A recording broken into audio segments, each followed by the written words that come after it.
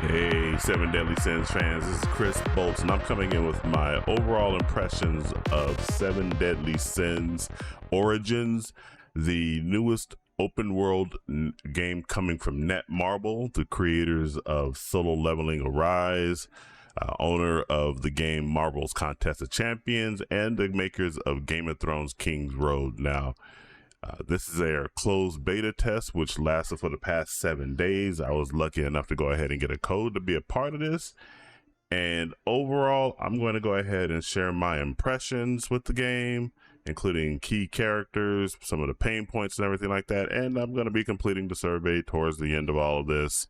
But let's go ahead and just get off into this. But before I do get into this, do make sure you do like, share, subscribe, turn on those post notifications here. Let me just go ahead and try to turn this up a little bit. Hold on one moment here. All right, I think there we go. That gets some of that sound in the background and whatnot. I'll just turn that down just a little bit. Now, overall, with the Seven Deadly Sins here, the world itself is very lush. The world of Leonis is very lush, very wide, very vast. They gave us access to an introduction area, as you can see right here. This entire map is what we had access to. This grayed out area over here is closed off for the beta. But what we did get access to was really wide, really varying. There is a lot of open areas though, which is typical of these gacha open world games. And a lot of these gacha open world games are very much similar to Genshin Impact. And that comparison will come up quite a bit because Genshin Impact is obviously the gold standard for all of these types of gacha open world games. I used to play Genshin Impact. I played it for 3.5 years, but I bowed out because I got really bored with the combat style and the dearth of things to do in the open world. It was, like I said, it was just a bunch of open lands. Seven Deadly Sins does try to go ahead and address that by giving you lots of things to do out in the open world, lots of side quests, if you will, lots of enemies to go out and fight and explore. And so it does hold up with that, but you just saw right there how there was a lot of frame drops. That's one of the pain points of this game, and I'll get into that more later about pain points with this game. But generally, overall, the game itself was pretty fun to play. The combat is intuitive. As you can see, I'm just doing all kinds of things right here. The way combat works is you got your 4 characters there on the side, and as you're doing combos and everything like that, it encourages you to change your characters to go over there and do different types of combinations and whatnot. So, and there are obviously going to be different types of characters that you can go ahead and get, and I'll also talk about that as well. So overall, this is a fun game to play. At the beginning, I was kind of down on it. I was like, this just feels like another Genshin Impact clone and doesn't look like it's going to really set itself apart from that. But then once I came back and played on the second day, I was like, yeah, you know what? This is actually growing on me. And then I found myself playing the game for about 4 hours straight that day. It's been a very long time since I've played a game 4 hours straight. But this game had somehow made me go ahead and do that because I started getting more interested in the characters I was playing with. I started getting more interested in the world itself. The story, not too much. The story is still cookie cutter, open world gacha storytelling, and I'm just like, I don't care about that. So I just found myself fast forwarding through a lot of it. So this is going to be a really big game that is going to be huge for the beginning of January. January 18th, I think, is the release date. January 18th, 2026. You can obviously go to Netmarbles and put in your email for pre-registration to get some really good rewards and all that. So yeah, overall, I think it's pretty good, but there are some pain points that have to be addressed. And one of those, like I said, is that right there, the stuttering. At the beginning, there was a lot of frame drops. Even after you had gone ahead and put in dropped your settings to a lower graphical setting, there was still a lot of frame drops here and there. frequent crashes of the game, poor explanation of how to of what to do inside the game. So hopefully they'll probably go in there and give a good tutorial in the beginning of the game that tells you how to do the play with the characters, explain the constellation system a little bit better. Because that you have this thing right here where you walk out with this thing here. They don't really give you any type of instruction on how to use that, and eventually you'll figure out over time how to use that. But it has something to associate with this right here. You get different types of energy that by using these types of mechanisms right here. So they don't tell you any of that stuff up front or anything like that. One other thing that will benefit from this game will benefit from really well is a camera that locks onto your opponent as you're fighting them, because as you're fighting different types of opponents, your character goes all over the place. And so you lose track of where your character is at and who you're attacking, who you're fighting. The bosses are very mobile, and so they're always moving about, and so you have to always constantly keep repositioning yourself to fight these bosses, and that can get wearisome over time. And then on top of that, unless you have a really powerful healer, and right now the most powerful healer in the game is Meliodas. There's a certain type of setup that you have to get. The healing system in this game is you can use one of these heals right here, and you see it's right here in the bottom left corner. I have 56 right now. If I heal myself, it's an entire minute to go ahead and heal yourself up with heal yourself up again.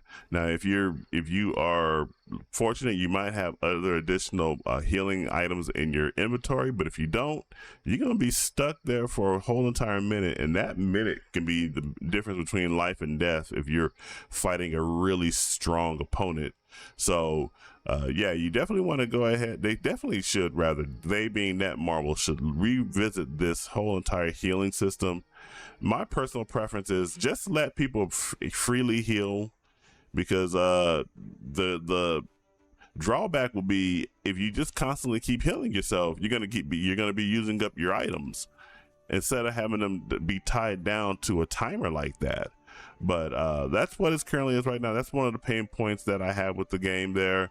Movement can also be clunky and cumbersome. You have a variety of different beasts that you can use to go in there and travel. Like right here, I'm flying, and then we'll go ahead and let go of that one. And then you also have one where you can just run around.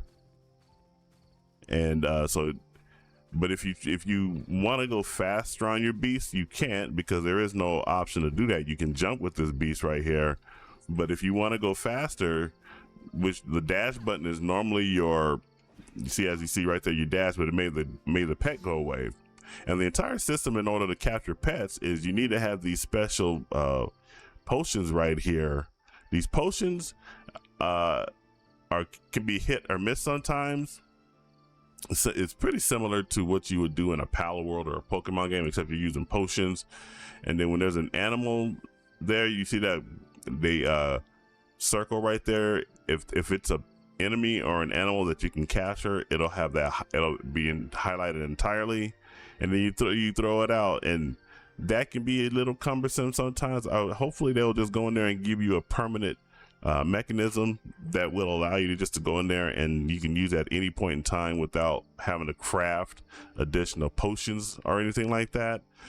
So that's another pain point that I'm hoping that they go ahead and address. And then lastly, there is one other one here that I didn't realize until I started watching other people's videos and whatnot about items that appear on the map. And let me see if I can go into another spot to go ahead and see if this will highlight it better for us to see. Let me go over here to this district right here, and hopefully they will go ahead and change this too. But it has to do with the fact of treasure chests and constellation stars that you can grab in the sky. And no, it doesn't look like there's any right there. Let me see if I can go to a different area to see if it'll highlight here at least the treasure chest or constellation. Doesn't have to be both of them. It just has, I just want to go ahead and see if I can go ahead and make one of them appear. It doesn't look like one of them's appearing or anything like that. Let me look at the map itself. There it is. You see that right there, that treasure chest? There actually two of them appeared. Well, in order to go ahead and make these items appear, there's one right there. You need to actually go ahead and have two different types of characters in the game with you. Let me get away from this. Actually, no, this will give me a chance to go ahead and show what they can do with regards to. Oh, he ran away. Never mind. There you go. But anyways, oh, he's coming back. Let me get away from him. Let me get away. And then you also see right there's a constellation right there in the sky, which I can get to by flying. But anyways, in order to go ahead and get those items, you need to have two specific characters in your roster. And the first character that you're going to need and I don't like this system. Hopefully, I wish they wouldn't have this as a passive skill. I wish you can just go in there and they would just add this to the map. But the first one is you need to have this guy right here, the adventure skill, treasure detecting. You need Drake. Drake is an SSR, so I don't know if they're going to be giving him away for free. He's an original character designed for this game. I don't know if they're going to be giving him away for free, but in order to make treasure chests appear on your map, you need to have him. As you can see, he has treasure detection, highlights nearby treasure chests by detecting the faint energy. And you don't need to have him in your active roster. You just need to have him in your overall roster. And this effect, it is across your entire account. So once you get them, the treasure chest will go ahead and appear. And then the next one that you need, I forget the name. Well, let's see. Let me go ahead and see if it's not this guy. Let's see. Is it Guild Thunder? Nope, it's not Guild Thunder. Let's see. It's Meliodas. Is it Manny? I think it's Manny. Yes, Manny is the other one. So Manny is another SSR. Manny is the sister of Drake. It's another original character. She highlights the star fragments that you're looking at right in the sky there.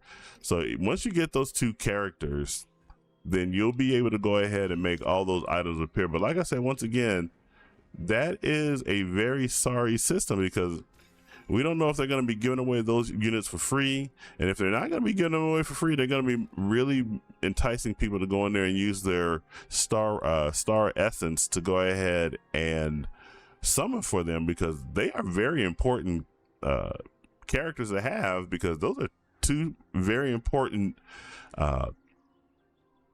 passive adventure skills to have, because no one wants to go around just hunting for treasure chests or anything like that.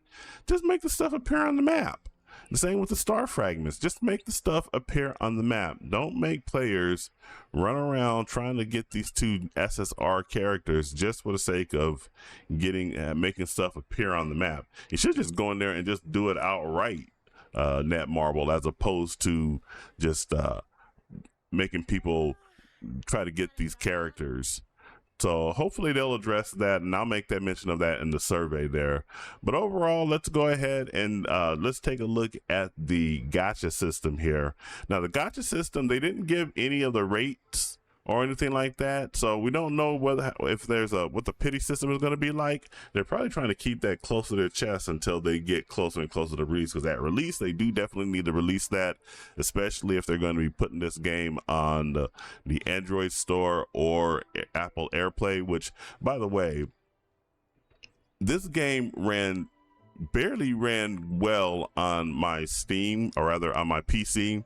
In my PC, I have a 3080. I have a Ryzen 5800 CPU. I have 32 gigs of RAM. So I can more than be capable of handling a game like this. But it still had frequent stutters, frequent frame drops, very tough drops in frames when you have a lot of stuff going on, especially when you go into the major hub areas where you see all these other players going around doing their stuff. I don't know how this game is going to run on mobile.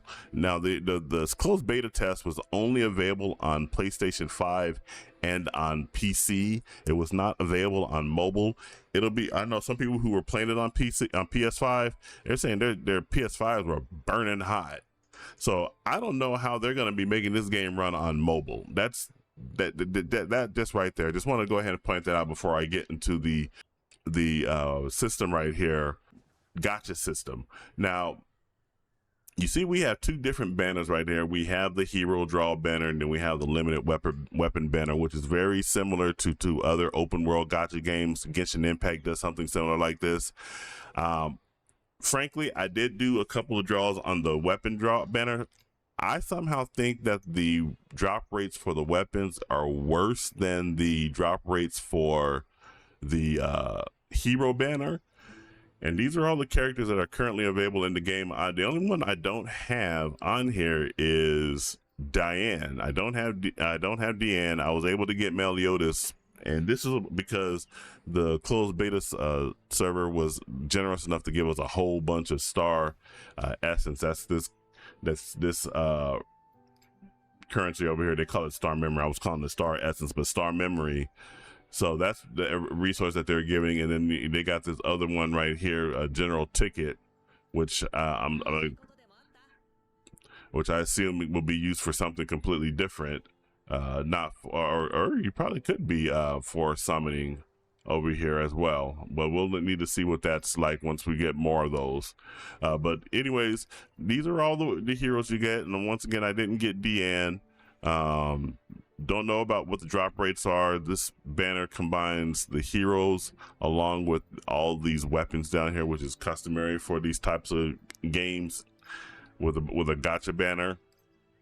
And then, like I said, I think the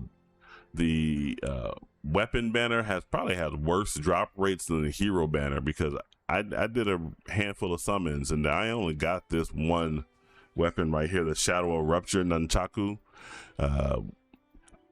And so I don't know what the drop rates are going to be. Hopefully they'll be fair.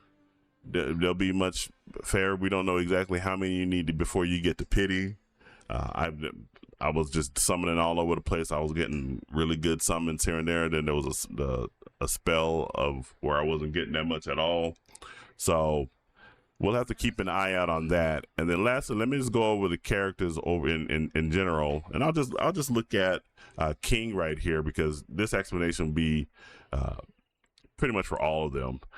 You got your basic information right there, and you see you got your stats right there. You hit your I'm not playing with an Xbox controller, but it pretty maps really well to the PS control, which are the buttons that it was showing. Here's the details for all their stats: base stats, additional stats, element stats, damage modifiers. And then if you want to look at their skill info for the current weapon they have equipped, you just hit your R3 button, or I'm on the controller again, and it tells you right here, here's your adventure skill that everybody gets. They get their own version of an adventure skill. Then we got the passive that is applied at all times. And then you got your normal attacks, special attack, your normal skill, and your tag skill. And if you're familiar with Soul Leveling Arise, when you tag your partner out, you can come in with another one. They'll do a tag skill attack, and then you have your ultimate move. Now, each character does have can use 3 different types of weapons, and each one that you use, they'll provide different types of skills. As you can see, I'm currently playing with my King using like a scepter of some kind, but he also has a grimoire setup and a staff setup. So in each one of those will tell you, or like I said, give you different types of skills. And depending upon your play style, you probably want to go ahead and stick with the one that is going to be the most important to you. But then you have that flexibility to go in there and switch those skills whenever you feel like it, to change up your attack style or play style. And I already went over the weapons right there. That was just on the other screen right there. You got your armor, and then you have your masteries. And these masteries, first of all, the masteries that you have, and I'll go to another character so I can show this off. You see right here, this is called shared mastery. That's because the health bar and the stamina bar and other stats are shared equally among everybody in the team. You have to first go in there and level up your shared mastery before you can actually come in here and then do your separate weapon mastery. And this can get very expensive because if you don't have the necessary items, you're only going to be stuck using one weapon mastery. And right now I have him set up like again for the wand mastery. You master that, and then within the wand mastery, or within the level mastery right there, let me go back to that, sorry. Within the wand mastery that I'm looking at right there, if you go ahead and awaken that, then you can go in there and start looking at mastering the individual spots of each one. So this could get to be another pain point for the game itself, whereby there's a lot of leveling that you got to do in order to power up your character and get them to a very respectable state. And then right here we have potential. Now potential are just basically dupes. You get your initial character, and then as you're summoning more and more, you get additional duplicates, and they awaken abilities. So if you're used to gacha games, you know exactly how exactly that works. So they got 10 levels, and at the highest level you get your most powerful attack. So it's going to be very hard with SSRs, but with SRs it should be no problem getting a lot of them to A10. And then lastly, you have costumes right here. Once you get certain types of sets, complete sets, you can go in there and create a special unique costume for each character. We were given some additional items to go ahead and do that, and I was able to go ahead and get the costume here for King. Also got one here for Jericho, Slater, Elaine, and Hauser. So these are the primary 5 that I was playing with for the longest time, and then they do give you a costume instantly for Tristan just by playing the game. I'm pretty sure that's going to carry over into the main game as well. So yeah, that's all what you use to go ahead and get your character power up. And like I said at the beginning, this can be another pain point, especially if you're going to try to be as free to play as possible with this game. It's going to be a lot of grinding you're going to have to do. Otherwise, if you're going to be a pay to win player, you're going to be a whale. You're going to be spending a lot of money trying to get your characters powered up to the next level and all that. So just keep that in mind when you're coming in here playing the game.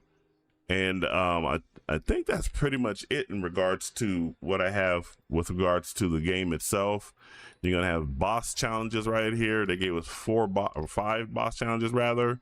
I just awakened this one yesterday fighting Drake. But you got all these that you can challenge. And then if you go over here and look at this right here under events, we got these right there. We got the mission events for the closed beta test, 7-day daily check-in event, lingering threat, which is for those 2 bosses that you saw, the red demon and then the other one right there in the back, and then they got a mine event right there. These are all just closed beta specific events. You see that right there. As you can see the stuttering there of the shadows, which just looks weird and everything, but I digress on that point. So that's 7 Deadly Sins in a nutshell.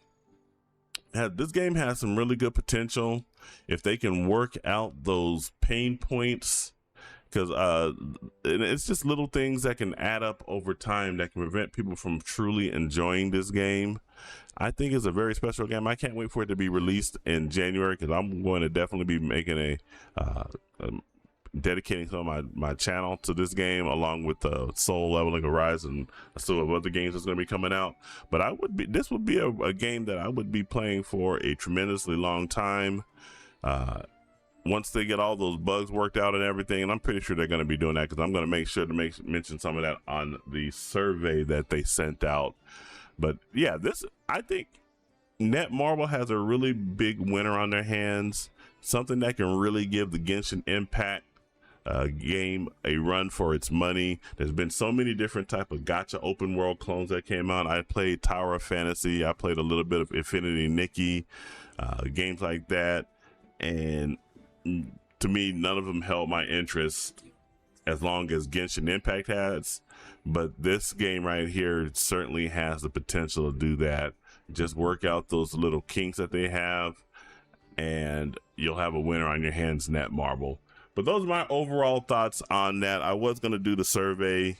Actually,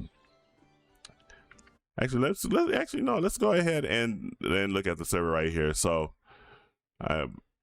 this is the survey, and I'm going to go ahead and answer this offline, but just wanted to give you guys a look at that and I was talking about the crash. I did suffer one crash with this game here, and I think it was, when was it when I suffered again? It was when I was just surfing the menu, and then it just crashed. So let me type that up in there. But yep, that is pretty much it with the and I'm sorry that I've been yawning and everything, but I haven't had really good sleep. I'm having back issues and everything like that. I got some shots in my back, but no, I had a rough night last night, so sorry about all the yawning and everything. But thank you very much for checking this video out, and make sure you do like, share, subscribe, turn on the post notifications. All that stuff really does help me out. And remember, this is Chris Boats checking out, and I will catch you guys in the next 7 Deadly Sins video. You take it easy.